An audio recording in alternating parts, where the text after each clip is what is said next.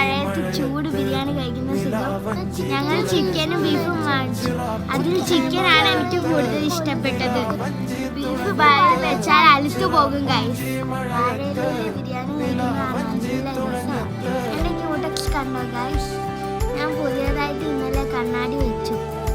ഞങ്ങൾ കൂട്ടത്തിൽ പ്രേമലു ഇരുന്ന് കാണുമായിരുന്നു. ബിരിയാണിയും കഴിക്കുന്നു, പ്രേമലുവും.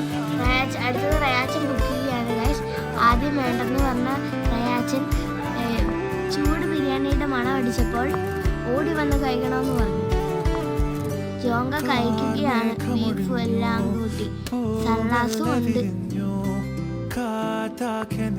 ഞാനും കഴിക്കുക.